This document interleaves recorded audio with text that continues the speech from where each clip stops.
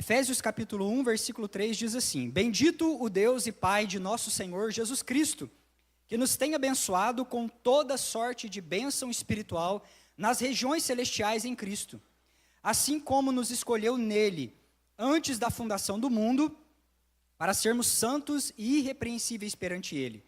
E em amor, nos predestinou para ele, para a adoção de filhos, por meio de Jesus Cristo, segundo o beneplácito da sua vontade, para louvor da glória de sua graça, que ele nos concedeu gratuitamente no amado, no qual temos a redenção pelo seu sangue, a remissão dos pecados, segundo a riqueza da sua graça, que Deus derramou abundantemente sobre nós em toda sabedoria e prudência, desvendando-nos o mistério da sua vontade, segundo o seu beneplácito que propusera em Cristo, de fazer convergir nele, na dispensação da plenitude dos tempos, todas as coisas, tanto as do céu como as da terra. Nele, digo, no qual fomos também feitos herança, predestinados segundo o propósito daquele que faz todas as coisas conforme o conselho da sua vontade, a fim de sermos para o louvor da sua glória, nós, o que de antemão esperamos em Cristo, em quem também vós, depois que ouvistes a palavra da verdade, o evangelho da vossa salvação, tendo também nele crido, foste selado com o Santo Espírito da promessa, o qual é o penhor da nossa herança, até o resgate da sua propriedade em louvor da sua glória. Amém? Glória a Deus. Vamos avançando as páginas lá para Apocalipse capítulo 21. Apocalipse capítulo 21, e nele você pode manter a Bíblia aberta, para nós explorarmos os segredos que Deus tem para a nossa vida nesta noite. Apocalipse capítulo 21. Diz assim, o versículo 1 em diante: Vi o novo céu e a nova terra, pois o primeiro céu e a primeira terra passaram, e o mar já não existe. Vi também a cidade santa, a nova Jerusalém, que descia do céu da parte de Deus, ataviada como noiva, adornada para o seu esposo. Então ouvi grande voz vinda do trono dizendo: Eis o tabernáculo de Deus com os homens. Deus habitará com eles. Eles serão povos de Deus, e Deus mesmo estará com eles. E lhes enxugará dos olhos toda lágrima, e a morte já não existirá, e já não haverá luto, nem pranto, nem dor, porque as primeiras coisas passaram. E aquele que está sentado no trono disse: Eis que faço novas todas as coisas. E acrescentou: Escreve, porque estas palavras são fiéis e verdadeiras. E disse-me ainda: Tudo está feito. Eu sou o Alfa e o Ômega, o princípio e o fim. E eu, a quem tem sede, darei de graça da fonte da água da vida.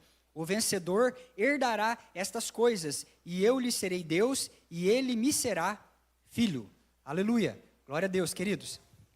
Esta conferência, 316X, ao longo desses dias nós temos falado, queridos, nós temos conversado a respeito deste código da salvação, a respeito do segredo de Deus revelado à humanidade. Quando nós pensamos na palavra código, a palavra código traz para nós a ideia daquilo que está oculto e daquilo que precisa ser desvendado. Quando você pensa num código, você está pensando em algo que está, muitas das vezes, criptografado, está ali com uma senha, que você precisa desvendar essa senha para saber, por detrás desse código, qual é o segredo. Quando você ouve a palavra código, também, num dos seus sentidos, ela vai trazer para nós a ideia de que um código é um conjunto de leis importantes. Um código é um conjunto, é um ajuntamento, é um compêndio de leis importantes para a nossa vida. O código da salvação. João capítulo 3 e versículo 16 está revelando para nós esse código, está revelando para nós o desejo mais profundo do ser de Deus, está revelando o propósito do Senhor, o nosso Deus. O propósito é elaborado, pensado, sonhado desde a eternidade. Quando você lê nas páginas das Sagradas Escrituras, porque Deus amou ao mundo de tal maneira que deu o seu Filho unigênito, para que todo o que nele crê não pereça, mas tenha a vida eterna. Este é um versículo que nós conhecemos de cor, é um versículo que nós temos estampado nas nossas camisetas e que nos acompanha como um emblema da cristandade, um emblema do cristão, um emblema daquele que serve a Deus, Porque Deus amou o mundo de tal maneira, deu o seu Filho unigênito, para que todo que nele crê não pereça, mas tenha a vida eterna. Irmãos, isso é para nós a revelação do amor de Deus. Isso é para nós a informação de que existe amor verdadeiro. Amor verdadeiro. Num tempo onde os seres humanos, eles procuram tantos amores, num tempo onde o ser humano está à busca de amores para preencher o anseio do seu coração, Deus nos contou que existe o amor, que existe o verdadeiro amor, e que este amor está disponível aos seres humanos, que Deus, Ele está convidando os seres humanos para um relacionamento profundo, um relacionamento de amor com os seus filhos. Aliás, é na eternidade que tudo isso surge, quando Deus o Pai, Ele sonha, Deus o Pai, Ele planeja, e o Filho, Jesus Cristo, executa o bom plano do Pai. Ali na eternidade estava tudo pronto, estava tudo feito, estava tudo estabelecido, e agora Jesus Cristo, Ele executa o plano perfeito do Pai, e o Espírito Santo de Deus está na terra, aplicando nos nossos corações o plano da salvação. Está nos aperfeiçoando, gerando em nós a natureza de Cristo Jesus, gerando em nós o fruto do Espírito, nos tornando cada dia mais parecidos com Jesus Cristo, nos tornando cada vez mais parecidos com o Senhor. Então, nós fomos informados, Deus ali compartilhando de um amor tão perfeito dentro da Trindade, o Pai ministrando o Filho ministrando o Espírito Santo, os três naquela mesa. Agora Deus, Ele, de uma maneira bem poética, eu quero que você pense que Deus está agora expandindo a mesa, e Deus está falando assim: vamos aumentar essa mesa para trazer filhos, vamos contar para alguém que está fora da Trindade, que existe amor de verdade, vamos revelar esse amor, um amor tão perfeito desse, que está guardado, né, dentro da Trindade, nós vamos agora revelar. E aí, Ele cria o ser humano, Ele cria o homem e a mulher para compartilhar, para doar desse amor. E nós somos chamados à mesa de Deus, nós somos chamados para ter relacionamento. Nós estamos sabendo agora, de fato, que existe amor, amor perfeito.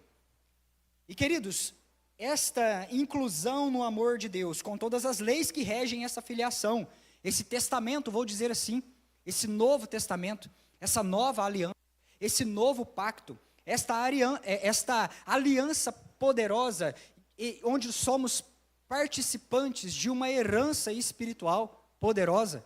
Nós somos chamados a essa mesa de família.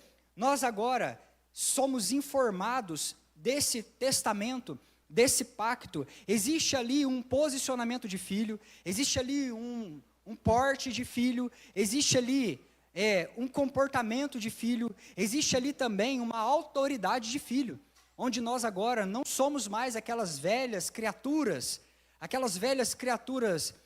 pecaminosas, criaturas trabalhosas, criaturas insistentes na rebeldia contra Deus, os seus sonhos, os seus propósitos, mas nos tornamos agora filhos, participantes de um pacto, participantes de uma aliança, participantes de um testamento, participantes de uma herança espiritual. Você recebe da parte de Deus algo tão precioso, mas você recebe também uma nova veste, um novo ser, um novo nome, um lugar na mesa de Deus. E isso inclui tantas bênçãos, queridos, mas inclui também uma responsabilidade singular, uma responsabilidade muito grande frente à cruz de Cristo. Todos nós passamos de frente à cruz de Cristo e precisamos dar uma resposta apropriada a esta cruz. Fomos informados deste amor. Deus criou os seus filhos para habitar com eles. Tudo começa com uma família. Entenda isso. Sempre foi o desejo de Deus de morar com os seus filhos. Sempre foi o desejo de Deus de habitar com os seus filhos. No dia a dia nosso, nós vamos deixando as coisas ficarem muito em compartimentos, né? Você tem o secular, você tem o sagrado. Isso não é mais uma conversa que deveria existir no nosso meio. Não pode, queridos. Isso é uma conversa tão primitiva, é uma conversa tão básica, e se ainda existe dúvida em você, você precisa de fato resolver isso, porque não existe uma diferença de secular e de sagrado. Eu vou explicar para você entender. Às vezes nós achamos que isso aqui que nós estamos vivendo no domingo é o sagrado, mas que amanhã, enquanto nós arrumamos a cama, isso não tem nada a ver com Deus. Que amanhã, enquanto você trabalha, não tem nada a ver com Deus. Enquanto você caminha, enquanto você toma banho, prepara o almoço, enquanto você educa os filhos, dirige, né, o seu automóvel, toca um instrumento musical, ou às vezes dá aulas, ou às vezes caminha com a sua família num fim de tarde, as pessoas tendem a achar que isso é secular e que Deus não está presente nessas atividades minuciosas do dia a dia. Mas Deus, Ele deseja, é o desejo de Deus, habitar com seus filhos e impregnar cada detalhe da nossa vida de fé, impregnar de esperança e de amor. Cada detalhe da nossa vida é um convite para que Deus esteja ali manifestando a presença dEle, nos detalhes mais pequeninos do dia a dia. Quando você coa um café, passa um café e você olha ali, aquele cheiro gostoso do café, você olha para aquele bom perfume que exala daquele café, impregnando ali as suas narinas, você está lembrando, queridos, de que um dia o Senhor Deus Todo-Poderoso, Ele plantou você num jardim, Ele regou as suas raízes. Houveram momentos difíceis de muitas podas, houveram momentos em que a geada insistiu e quase acabou com a tua vida, deu contra a tua casa, contra a tua família, mas que o bom lavrador insistiu em você. E que esses grãos, eles foram também levados para um tempo perto do agricultor, processados, passados na fornalha da torra, moídos até virar um pó, mas que de todos os processos da tua vida, você hoje está exalando o bom perfume de Cristo. Você está hoje exalando esse perfume e servindo as mesas, alegrando os corações, trazendo para vidas respostas.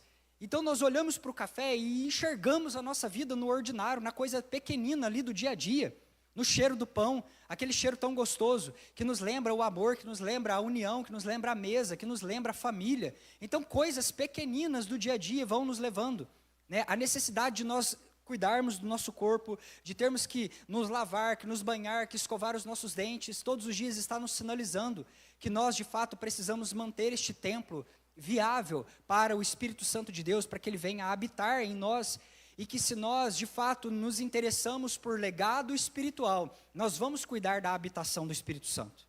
Então entenda que todos os detalhes, cada detalhe, queridos, os detalhes mais pequeninos, os detalhes que nós consideramos menos honrosos, como diz Paulo, menos honrosos, dignos, indignos, sujos, são convites para que nós venhamos a convidar Deus e a fazer com que Deus habite e more ali conosco. Todos os dias da sua vida é sagrado. Todos os momentos da sua vida, se você convida Jesus para estar lá dentro com você, vai se tornar sagrado.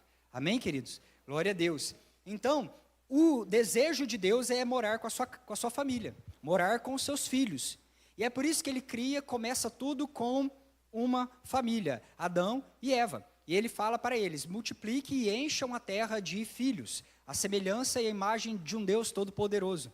Porque à medida que vocês vão multiplicando, vocês vão encher a terra de pessoas que são a imagem e a semelhança do Deus Todo-Poderoso. Nós vimos falar, tratamos disso na vigília, a respeito da imagem de Deus. Nós carregamos esta imagem de Deus.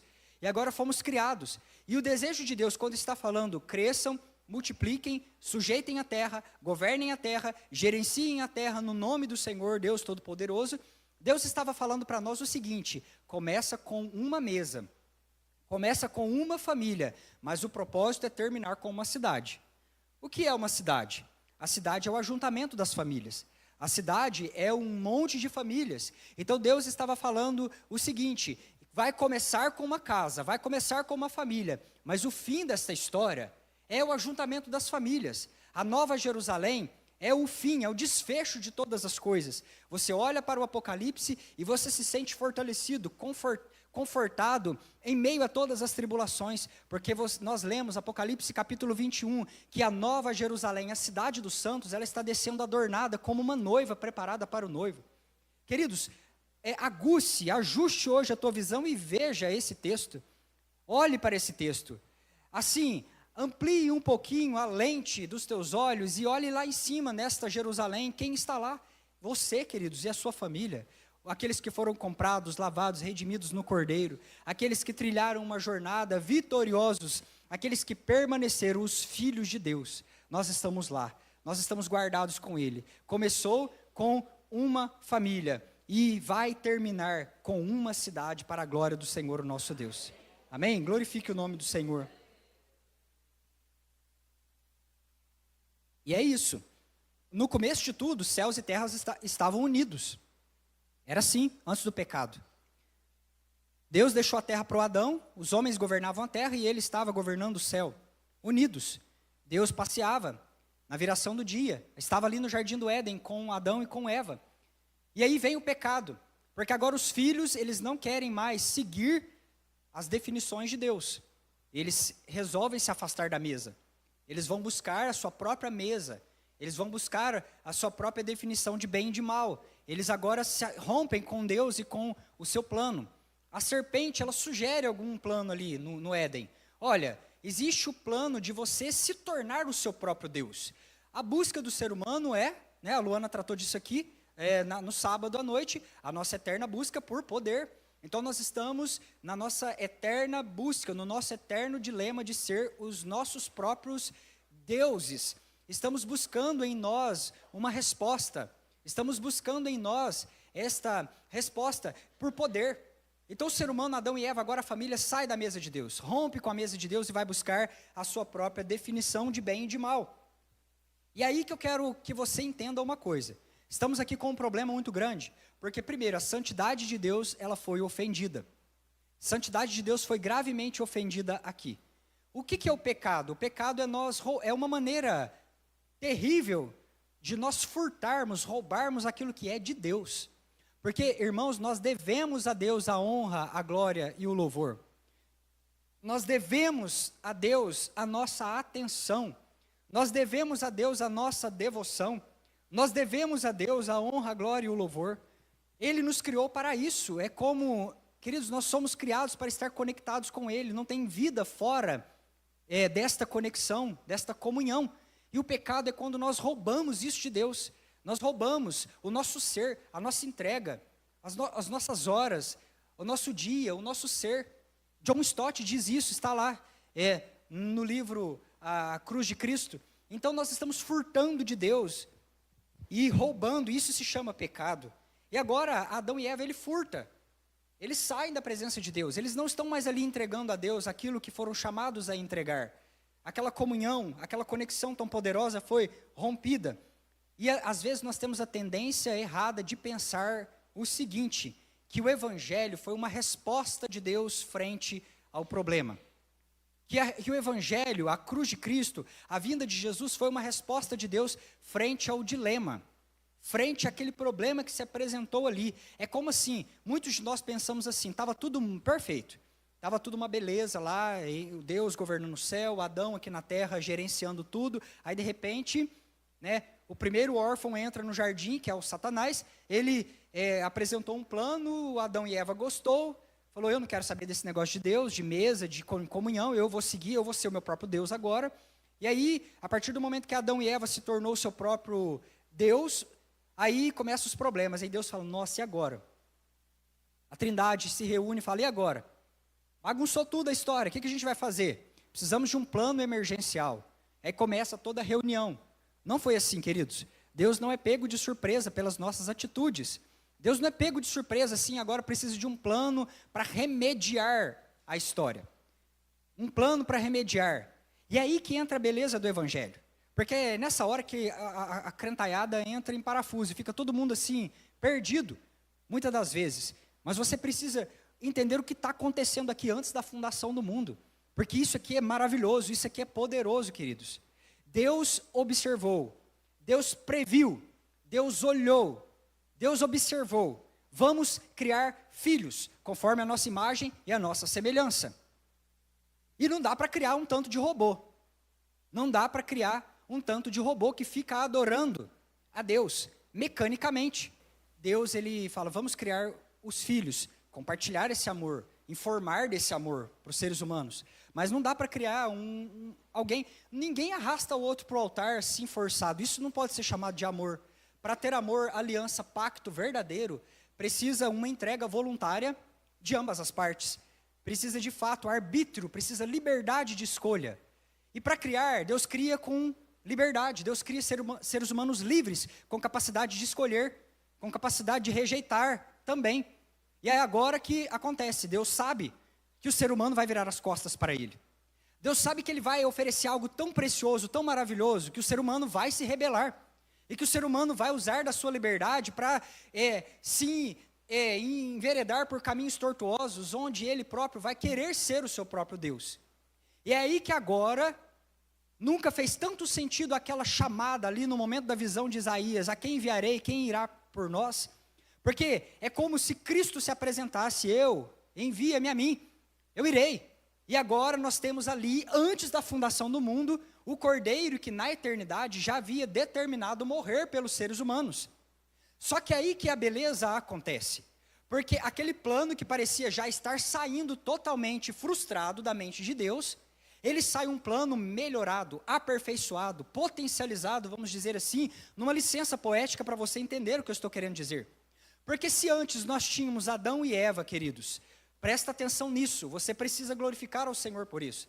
Se antes nós tínhamos Adão e Eva, que desfrutavam de Deus ali no jardim do Éden, após, queridos, a queda e o advento e a vinda de Cristo Jesus e tudo aquilo que ele realizou, pensado, planejado e sonhado antes da fundação do mundo, concretizado na plenitude dos tempos, lá na cruz do Calvário, quando ele morreu, e ao terceiro dia ele ressuscitou, queridos.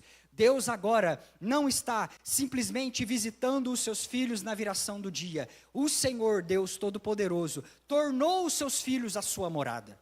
O Senhor Deus Todo-Poderoso tornou os seus filhos a sua habitação. Os seus filhos agora são a morada do Espírito Santo de Deus. Queridos, este mundo caído, este mundo pecaminoso, esta estrutura carnal, esta estrutura nossa insistente no erro, insistente nos delitos e nas tentações, ela é uma estrutura provisória, porque nós olhamos para cima e nós estamos voltando para o nosso lar, nós estamos retornando para a nossa casa e, queridos, carregamos dentro de nós o terceiro da Trindade. Olha, glorifique ao Senhor Jesus por isso nessa noite. E é por isso que Satanás, ele sim, é um frustrado nos planos dele. Porque ele tentou contra a família. E aí agora vem o proto-evangelho, lá em Gênesis 3, porque aí, quando acontece o pecado, Deus não foi pego de surpresa. Apresentou-se ali o Cordeiro, Jesus. A sentença foi dada. Olha, da semente da mulher vai sair o guerreiro poderoso que vai esmagar a cabeça de Satanás. Quando nós pensamos assim, você que foi criado na roça, você se lembra disso. Quando uma cobra ela era morta ali no sítio, era desferido um golpe na cabeça, porque a cabeça é o lugar onde o golpe vem de maneira letal. Quando bate ali, né, pode até espernear um tempo e criar pânico e ruaça na terra. É o que Satanás está fazendo agora. Esperneando, como uma serpente com a cabeça esmagada, mas é só um pedacinho de tempo. Então logo isso passa, a serpente está de fato neutralizada, está de fato acabada. Começou no golpe, ficou um tempinho ali, provocando um caos, mas logo em seguida de fato foi eliminada da face da terra. E é assim que acontece, Deus fala, da semente da mulher vai levantar um poderoso guerreiro, vai esmagar de maneira letal a cabeça de Satanás. É certo que Satanás vai ferir o calcanhar do guerreiro poderoso, vai doer, ele vai para a cruz, vai sangrar, vai ter um preço para este guerreiro. Mas, queridos, é dito a respeito desse guerreiro que ele é poderoso, vitorioso, o leão da tribo de Judá. O glorioso que se assenta no trono em majestade, poder e grande glória. Satanás, ele não tem poder sobre a igreja de Cristo Jesus. O tempo e os dias deste arqui-inimigo da igreja está contado. Ele está corcoveando como uma serpente que foi atingida por um enxadão. Ali, queridos, por um golpe letal de um guerreiro poderoso, é só um pouco de tempo esta bagunça toda. É só um pouco de tempo, queridos, porque os dias dele já estão contabilizados. Aleluias. Jesus, ele começa então, e você vai percebendo através das sombras do Antigo Testamento, que tudo aponta para Cristo. Cristo vai à cruz. Isaías 53 diz que ele levou sobre si as nossas dores. Ele foi o representante perfeito da humanidade. Não foi Satanás que o levou ali até aquela cruz. Você precisa também entender isso. Deus não estava negociando com o diabo. Não havia ali uma dívida, algo, uma resposta que Deus precisasse dar a Satanás. Isso é uma teologia errada. Nós às vezes pensamos que o inimigo tinha alguma lei que o desse, de fato, poderes para reivindicar diante de Deus alguma coisa. Deus não estava negociando nada com o inimigo naquele momento. Deus não precisava dar satisfação nenhuma para Satanás ali na cruz. Porque o que Deus estava fazendo, o que levou Jesus à cruz do Calvário foi o amor. Não foi as exigências do inimigo. Não foi as apresentações e as acusações da velha serpente. Foi o amor, queridos. Foi o amor que levou Jesus Cristo ali. Nós lemos isso. Deus amou de tal maneira este mundo. E quando nós falamos de tal maneira, de uma maneira abrangente, gloriosa, que inclui uma maneira que abraça todos os seres humanos. E deu o seu Filho unigênito. Jesus se esvaziou da sua glória, entrou nessa terra numa estrutura carnal, numa estrutura frágil como o nosso corpo humano, e ele foi até a cruz do Calvário, e ele morreu, queridos, levou sobre si os nossos pecados, os nossos delitos, as coisas que nós não temos coragem de vir aqui à frente contar para as pessoas. Jesus levou, Jesus sabia de todas elas, e ele levou ali na cruz, levou cada uma delas, expiou na cruz do Calvário. Sabe de uma coisa? Que de todas as dores da cruz, a dor mais intensa foi a separação da parte do Pai. Por quê? Porque Deus, a única coisa que faz separação entre o homem e Deus são os pecados da humanidade. É uma reação natural de um Deus que é santo, de um Deus que é tão puro. Quando nós pecamos, isso é natural, isso repele. E agora, meus irmãos, entenda, dentro de Cristo estavam os nossos pecados. Somando os nossos desta congregação nesta noite, já são muitos. Somando os dos nossos irmãos do passado e aqueles que ainda estão por vir, isso é um peso muito grande. Isso esmagou a alma do Cristo. Isso fez ele suar gotas de sangue lá no Getsêmani. Isso foi a dor do Cristo. E foi por um momento que agora ele, o Filho, separou do seu Pai. E é nisso que eu quero caminhar com você agora, esta separação. Porque, queridos, existe uma conexão, uma comunhão tão grande de Jesus com a Trindade. Isso doeu muito no Cristo. Isso foi a pior dor encarada. E ele fez isso por amor a nós. E ele fez isso por nos amar, queridos. Ele foi até a cruz. Aquele grito, quando ele disse, Deus meu, por que me abandonastes? Isso, queridos, foi porque os nossos pecados estavam ali no Cristo. E ele experimentou, por um pouco de tempo que seja, esta separação do seu Pai. Foi um gesto natural de Deus o Pai, tão santo, virar para os pecados meus, os seus, que estavam ali no Cristo. E é glorioso observar o fim desta história, o desfecho desta história. Porque sendo ele o representante da humanidade, sendo ele perfeito, sendo ele aquele que viveu a nossa vida, sendo tentado em tudo, queridos, e ele não pecou, a morte não o pôde segurar. O salário do pecado é a morte. E Cristo não tendo pecado, não havia ali um prolabore, um olerite, não havia nada que ele precisasse receber. Ou aqui a morte viesse a reclamar. No terceiro dia, ele ressuscitou. Ele ressuscitou. Aleluia. Queridos, olha os túmulos dos outros reis dessa terra. Visite se você tiver oportunidade e veja. Observe, veja pela internet as fotografias, os túmulos dos profetas deste mundo. Alguns santos reverenciados por várias religiões estão ali ainda nas suas tumbas, mas Jesus não está lá. Jesus não está lá, ele ressuscitou, queridos. Existe um túmulo vazio e existe um trono ocupado. Ele vive, ele está vivo, ele está vivo. E ele está nos convidando agora para esta mesa de família. Ser filho é viver uma nova natureza. Nós nos tornamos um novo tipo de homem, um novo tipo de mulher, um novo tipo de família. Nós nos tornamos agora novos empregados, novos patrões, e nisso está falando um novo tipo de sociedade. Nós temos agora uma nova natureza, nós somos agora uma nova igreja, uma nova comunidade de fé. Efésios, o final de Efésios fala a respeito disso, desses relacionamentos, família, sociedade, igreja, reino de Deus. Porque agora o reino de Deus foi colocado dentro de nós. E esse reino que transformou todas as nossas estruturas, ele começa a sair para fora. E onde nós passamos, até nos momentos que nós somos pressionados, quando você é apertado, você coloca para fora aquilo que você recebeu de Deus, que Deus colocou do lado de dentro.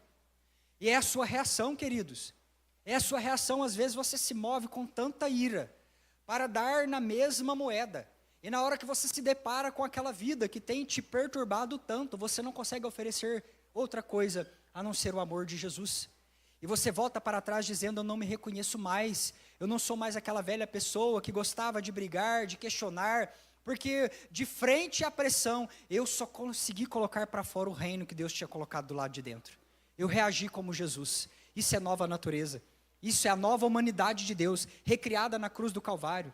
Esse é o plano de Deus, que nós agora tivéssemos o Espírito Santo dentro de nós e que nós fôssemos semelhantes a Cristo nas nossas atitudes, uma nova postura, uma nova identidade, mas também um novo compromisso frente à herança recebida, frente ao nome que carregamos, frente ao dom que nós portamos.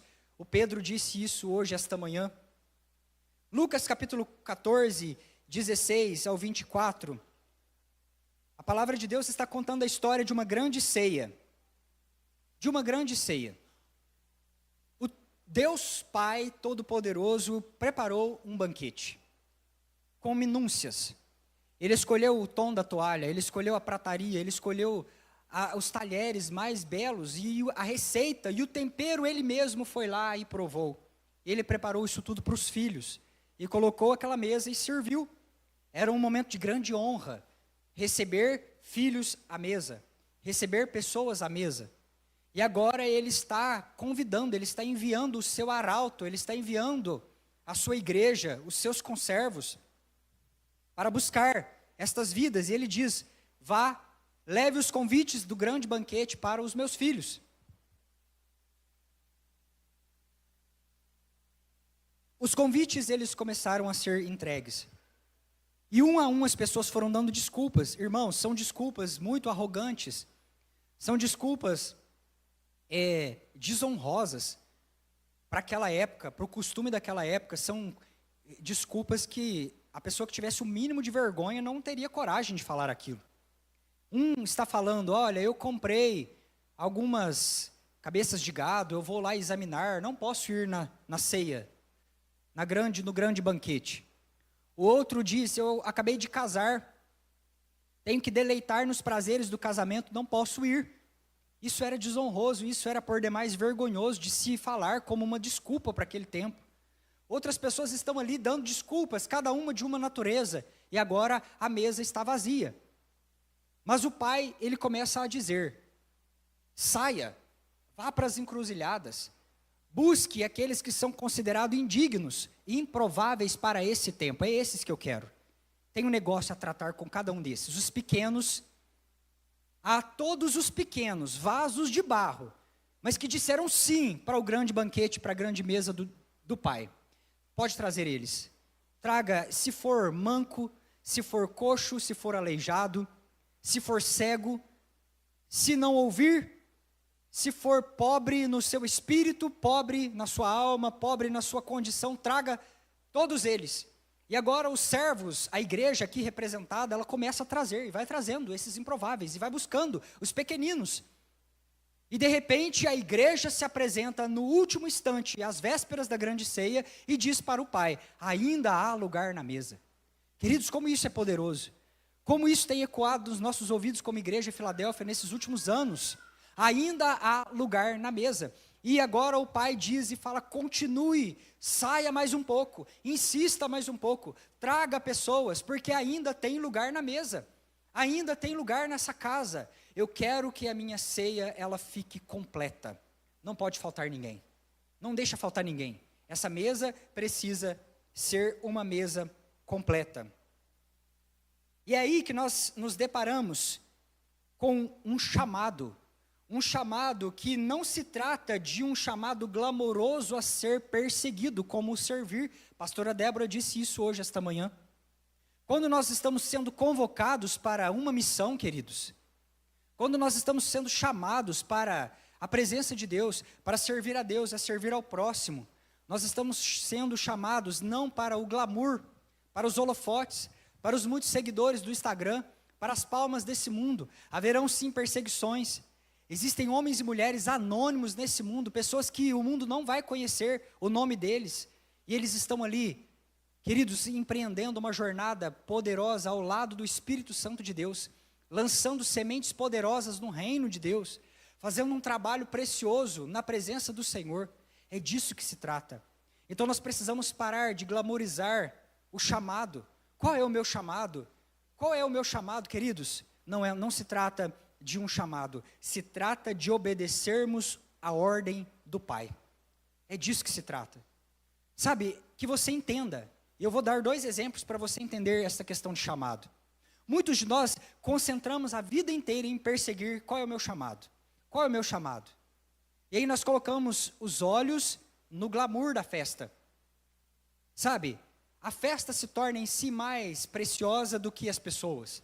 E aí a gente fica preocupado em alinhar os talheres na mesa, em alinhar a liturgia, em alinhar o formalismo do culto, as nossas regras do dia a dia. E agora a toalha da mesa importa mais que aquela pessoa que vai se assentar ali. O talher ou o jeito que a pessoa está comendo naquele prato importa mais do que a pessoa em si de fato. Ou se ela está ainda meio torta, assentada na mesa, nós implicamos. Se ela está comendo com a boca aberta, nós começamos a criticar. E aí, a mesa de Deus se torna um lugar para briga e para competições. E nós nos tornamos esse tipo de gente religiosa, perseguindo um chamado. É o chamado, nós queremos estar sempre ali, em evidência, sempre ali ao redor da mesa.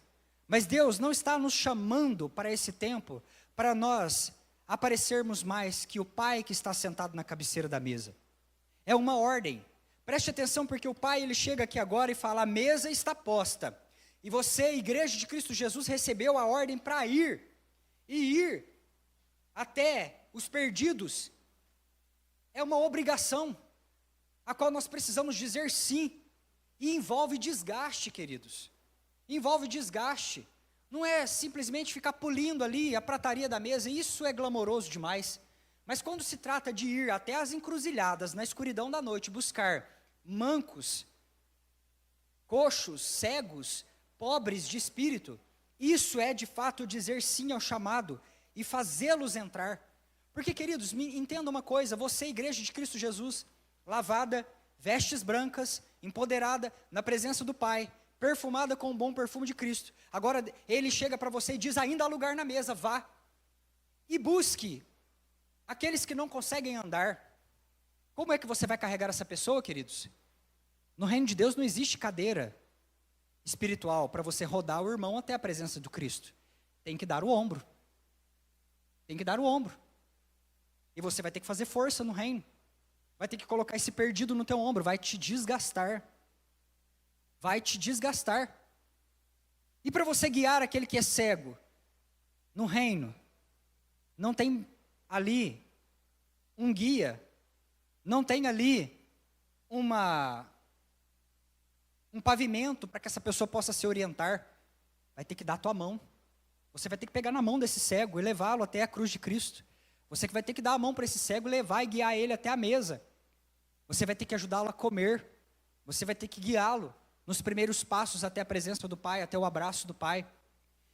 E, queridos, os pobres, você precisará convencê-los que eles não estão destinados à escassez da orfandade lá do mundo. Vai te dar trabalho, porque ele vai falar para você: isso não é para mim. Jesus não é para mim. Ah, aquela igreja lá, não vou nela. Eu não pertenço a esse lugar. E isso vai te desgastar, você vai precisar insistir. Você é filho, você é amado, você é herdeiro. Você não é um pobre, um órfão, destinado ao pecado, destinado às migalhas. Você tem um lugar na mesa, você tem um envio. E você vai precisar se desgastar. Isso é de fato chamado, queridos. Eu me pergunto como é que estavam os servos no fim da grande ceia. Será que eles ainda estavam alinhados? Será que eles ainda estavam assim, engomados, a gravata no lugar? Creio que não. Mas eles estavam felizes por ter queimado a sua vida em prol dos seus irmãos. Eles estavam felizes porque a mesa estava completa. Estavam todos ali à volta do Pai, e a mesa agora estava cheia. Eles queimaram a sua vida pelo próximo, carregaram aqueles que não podiam ir. A mesa está posta, Filadélfia. O céu não é um lugar para onde nós estamos indo. Guarda isso. O céu é o nosso lugar de origem. O céu é um lugar para onde nós estamos voltando, queridos. É disso que se trata esse culto. Nós estamos voltando para lá. Eu disse no começo de todas as coisas, céus e terra estavam juntos e o pecado veio separar. Mas agora, com a vinda de Cristo Jesus, céus e terras, pela obra do Cristo, a igreja que une céus e terra, agora estamos conectados novamente e no fim de todas as coisas, esta cidade ela vai descer adornada como uma noiva. Apocalipse capítulo 21 não é a apresentação de um céu como uma novidade para um lugar para onde você está indo. Tipo dessa forma, olha, eis a cidade celestial, a grande novidade do fim dos tempos. Vocês não conhecem nada de lá, não sabem de nada. Foi criada e será inaugurada. E aí vem descendo, né? E aí tem toda uma fita de inauguração, Deus com a tesoura abre e você entra e fica, oh, que coisa maravilhosa, né? Isso é novidade, isso é novidade. Não é assim o reino de Deus. Até o grego daqui, do texto, ele sinaliza para nós que não é novidade, mas que é um lugar para onde nós estamos indo, da qual nós já conhecemos. O texto grego foi escrito para dar essa ideia de que estamos voltando para um lugar que nós estamos acostumados com ele. E é por isso que Efésios completa e diz, o Espírito Santo de Deus é o adiantamento da herança. O Espírito Santo é o penhor da herança até você resgatar totalmente a herança, de modo que você vai chegar no céu e você já vai estar familiarizado com o ambiente do céu, porque aqui na terra você já começou a desfrutar das bênçãos e da herança que está te reservado lá em cima, queridos. Aleluias! Então o céu não é um lugar para onde nós estamos indo como uma novidade, a gente não conhece, nós já conhecemos, sabemos para onde estamos indo, sabemos quem somos, sabemos para onde estamos caminhando, qual é o nosso propósito. Estamos voltando para o lar, queridos. Estamos voltando para a nossa casa ancestral, estamos voltando para a nossa morada. Aleluias! Começou com uma família, terminará com uma cidade. E aí será cumprido o desejo eterno de Deus, de morar para sempre com os seus filhos, morar para sempre com os seus filhos. E é nesse sentido que eu disse a respeito dessa separação de Jesus do seu Pai.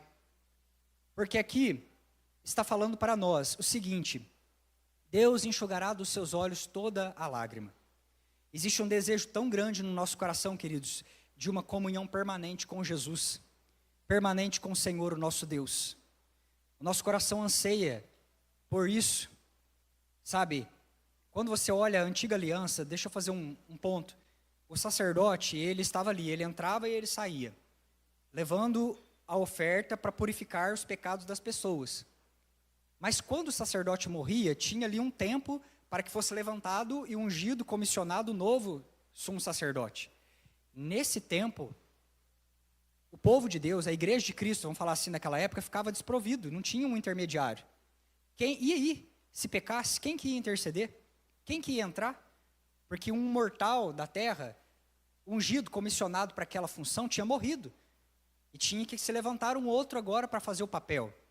E é por isso que Jesus Cristo se levanta como nosso sumo sacerdote. Ele morreu, mas permanece vivo para sempre. Por isso que ele é o nosso intercessor. Por isso que ele é aquele que intercede por nós dia e noite. Nós agora não precisamos de intermediários humanos. Ele está diante do Pai. E nesse sentido, nós estamos aqui na terra numa fome tão grande de comunhão com Deus, intensamente. Eu digo numa fome de comunhão porque existem momentos que nós somos desconectados da presença do Pai. Quando nós pecamos, queridos, e até que nós venhamos a nos arrepender, a nos alinharmos novamente com a cruz de Cristo, o ser de Deus, nós experimentamos o mais profundo vazio da nossa alma distante do Senhor. E nessas frações de rompimento da nossa vida, que todos nós passamos na nossa jornada, e ainda vamos cair muitas das vezes, infelizmente. Mas o segredo da vida do cristão é que a queda ela se torne um evento e não um hábito diário, pecando toda hora, de maneira terrível e arbitrária. Mas nesses momentos de escorregão da nossa vida, nós experimentamos um vazio tão profundo, tão intenso, de separação de Deus, o nosso Pai. Essa é a dor mais profunda que o ser humano pode experimentar, queridos. Essa é a dor mais profunda que o ser humano pode experimentar, a separação de Deus. Foi isso que Jesus experimentou ali na cruz do Calvário, quando os pecados nossos estavam lá. Mas aqui vem Deus nos garantir que no final de todas as coisas, Ele vai remover o poder do pecado e a permanência do pecado sobre nós. E nunca mais, queridos, você vai experimentar esse vazio na tua vida. Sabe por quê? Porque você vai experimentar de uma comunhão com Deus, o teu Pai, para sempre. Nada vai nos separar do amor de Cristo, revelado a nós.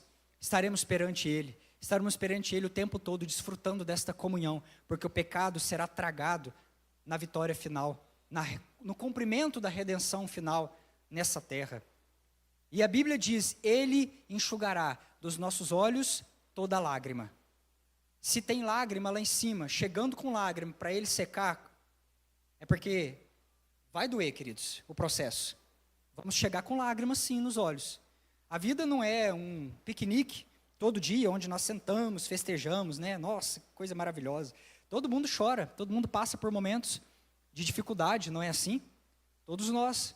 Você passa, eu, seu pastor, passo, o nosso bispo passa por isso. A gente não é como uma capa de super-herói, em cima dos problemas, assim, surfando em cima do mar da vida. Passamos por momentos difíceis, todos vocês, compartilhamos de dores nessa terra. Vamos chegar sim, chegaremos com lágrimas. Mas a promessa do Senhor, o nosso Deus, é para nós, queridos. Ele enxugará de nós, Ele enxugará dos nossos olhos toda a lágrima. Toda a lágrima, queridos, toda a lágrima. E nunca mais seremos separados desta presença gloriosa.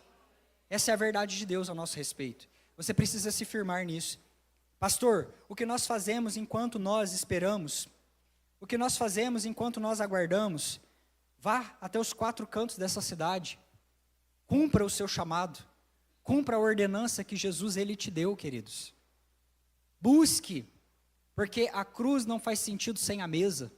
A cruz não faz sentido sem a mesa. Busque os seus irmãos, desperte aqueles que ainda não sabem que são filhos.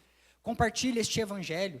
Pregue a palavra de Deus. Se você não consegue pregar, compartilhe o teu testemunho, porque você já recebeu uma bênção do Senhor. Ao longo da tua vida, você tem algo a entregar para essa pessoa. Compartilhe, queridos. Não dê desculpas como aquelas pessoas deram para a mesa, a grande convocação da mesa. Se posicione, dê uma resposta apropriada à cruz de Cristo.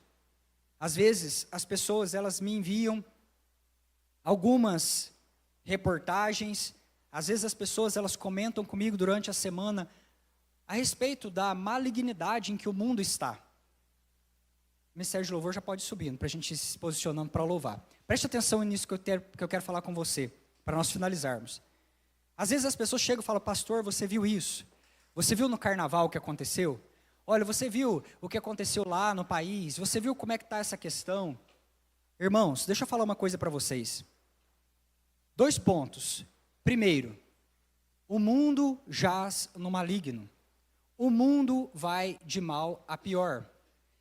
Segundo ponto, existe um chamado dos cristãos a santificar o mundo, a curar o mundo, a redimir o mundo e a pregoar o ano aceitável do Senhor e estender esse convite para a mesa de Deus ao maior número de pessoas que nós pudermos. O cristão, ele é chamado a retirar o mal da terra. É como se fosse um barco que está prestes a afundar.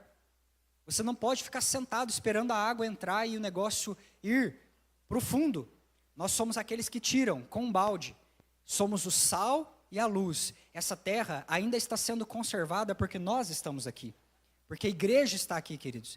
E é por isso que nós não podemos interromper o nosso trabalho em momento algum, em melhorar a terra, santificar a terra, continuar tirando mal da terra e não agregando mal na terra por conta dos pecados. Se por um lado temos este trabalho árduo até a volta de Jesus, necessário, urgente, para salgar e iluminar, por outro lado sabemos que a sentença está dada, o mundo vai de mal a pior. Não deveria ser surpresa para nenhum de nós o fato de que as concupiscências estão se aumentando e o diabo está se apresentando de maneira cada vez mais descarada. Isso não deve ser surpresa para você. A Bíblia diz que haverão notícias que vão fazer as pessoas desmaiarem de terror. Eu ainda não vi ninguém desmaiando de terror por conta de notícia. Então as coisas vão ficar feias. Não estou mentindo para você e nem sou um profeta do caos. Estou falando a verdade, queridos. Poderia vir aqui, pregar uma pregação, todo mundo revirar as pernas, sair alegre, cheio de bênção, vitória, receba profecia, revelação de CPF, aquela anarquia.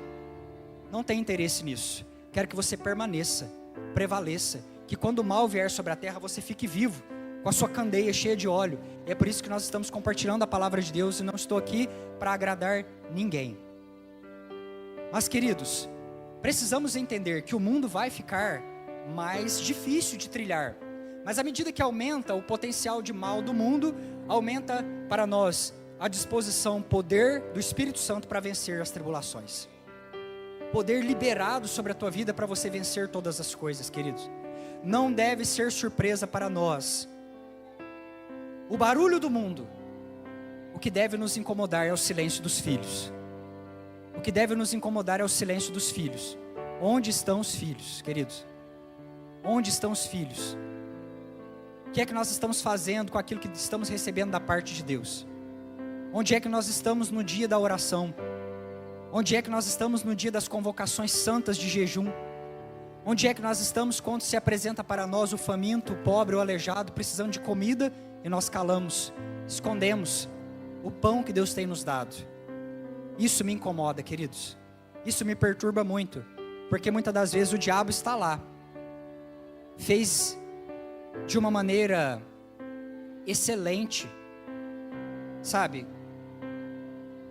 Aconteceu, a festa da carne está acontecendo, regada a todo tipo de oferendas, sacrifícios criteriosos, trevas que estão colocando a luz muitas das vezes em vergonha, porque Jesus disse isso. Os filhos das trevas às vezes são mais prudentes que os filhos da luz. Pessoas que passaram meses jejuando para essa festa carnal, cortando o seu corpo, entregando o seu sangue. E os filhos silenciados, onde é que eles estão, queridos? Isso incomoda o silêncio da igreja. Não é o barulho do mundo. O mundo vai fazer barulho. O mundo vai ser criterioso para destruir tua família. O mundo vai ser criterioso com as ideologias para infectar a tua casa. Onde estão os pais? Onde estão os homens que se posicionam na madrugada para orar pelos seus filhos? Onde estão os pais que não terceirizam a sua família para pastor cuidar, para ministro de criança cuidar, para a escola cuidar, para o governo cuidar, mas assumem o pastoreio da sua casa e diz: eu abrirei no meu lar a minha Bíblia, e os meus filhos servirão o mesmo Deus que eu. É o juramento nosso, do homem de valor.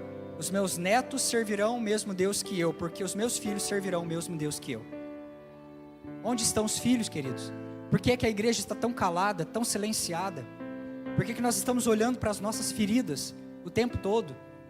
Por que é que nós estamos tão quietos enquanto o diabo está fazendo com critério, está fazendo de maneira excelente, está com plano, com agenda global? Irmãos, é tempo de posicionamento, é tempo de levantarmos de fato. Deus não nos deu o espírito de covardia, Deus nos deu o espírito de ousadia. Você recebeu da parte de Deus ousadia. Você recebeu da parte de Deus ousadia espiritual, queridos. Você recebeu um espírito ousado, forte, valoroso, de coragem. E Hebreus diz que você não é do tipo que desiste, você avança. Mesmo quando o mundo ele der com força nas tuas costas, você levanta e você reage, queridos. É assim que os cristãos eles fazem. No dia da adversidade, eles cantam. Sabe por quê? Estamos com os olhos fixos lá em cima na cidade que está descendo. E estamos nos enxergando lá. Eu e a minha casa serviremos ao Senhor. Eu vejo meu filho, eu vejo a minha filha, eu vejo os meus filhos, eu vejo os meus netos, queridos, eu vejo o meu legado. Eu vejo aquilo que eu pedi para o Senhor, que foram almas. Foram almas. Eu quero apresentar para o Senhor os meus cestos cheios das almas.